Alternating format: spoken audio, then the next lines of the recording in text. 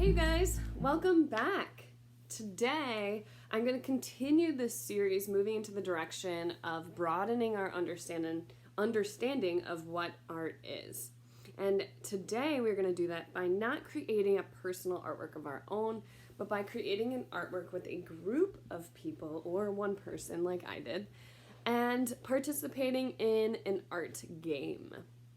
So, this game is going to be called Exquisite Corpse. But before I talk to you about the game, I wanted to tell you to call your roommates into the room, your family members into the room, because we're going to be doing this together. So first, let's look at where this game came from. A group of artists created this game, and that group of artists are called surreal artists. And surreal artists believed that imagination was most alive in the expression of our unconscious or illogical thought. So things that just don't make sense.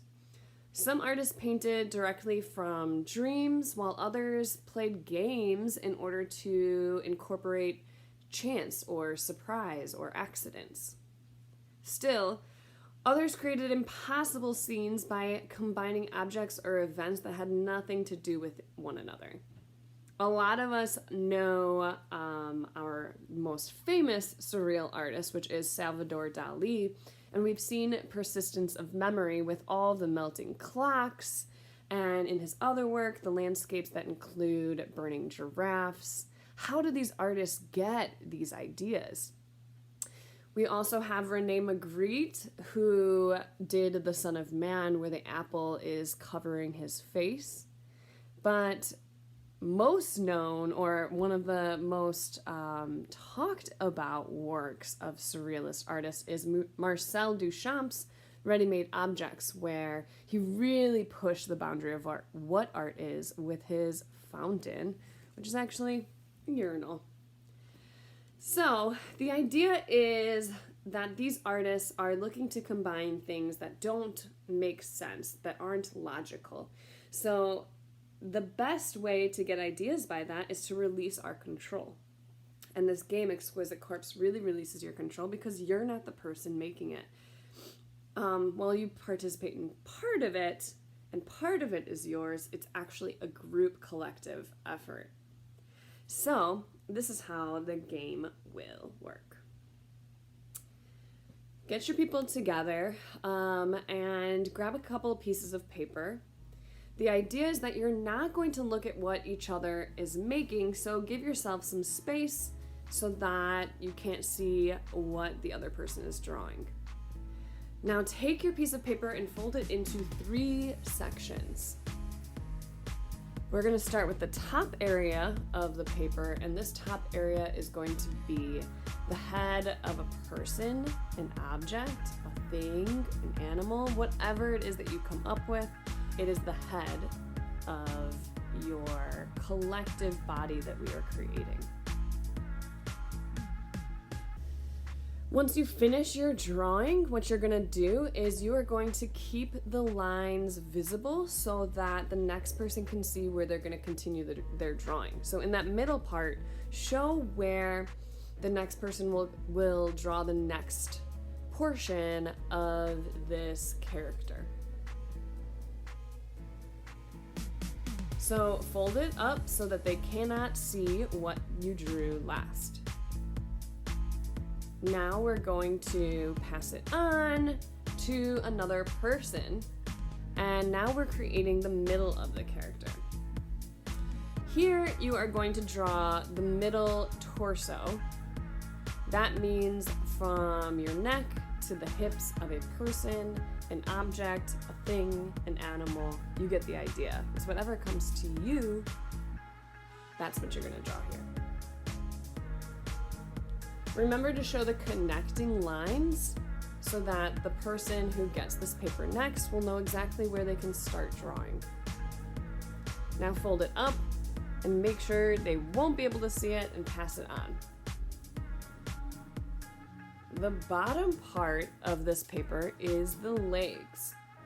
So thinking of from the hips to the feet, you're creating the bottom of a person, an object, a thing, an animal, whatever comes to your head. Now, once you are done, you can reveal the composite drawing that you've created together, and I really love this reveal because it always is surprising for both anybody who is involved in the character, and it makes for really funny characters and surprising combinations that you couldn't have thought about without another person's participation.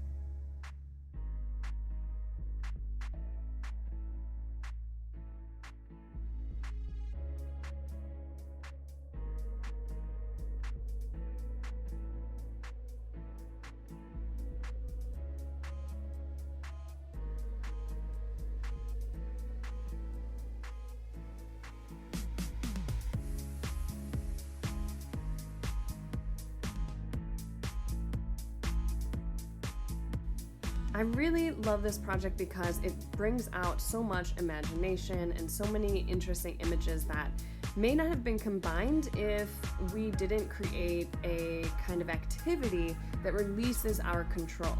And that's the idea of the Surrealist getting inspired by dreams and getting inspired by games like this where you don't have control about what the final product is going to be.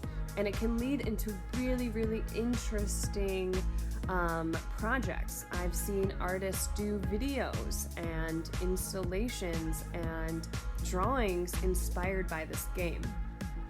So right now I'm showing you some really, really interesting examples of how far and creative you can get in imagining really complex and interesting Exquisite Corpse characters. So I hope you guys had a great time today playing and participating in this game, Exquisite Corpse. The name itself is really interesting, and it came out of a word game very similar, or the same game, with words where they paired up words that didn't make sense to be together, because normally we would never describe a corpse as exquisite, and it is a pretty accurate title for a game that comes out with some really, really interesting and creative results. So I hope you can see that you can bring this into bigger paintings or bigger projects yourself, or just have fun together creating some really weird but interesting characters today. Remember to share any work that you create with me at Rich in Colors, and I look forward to seeing all of the really crazy characters you've made today.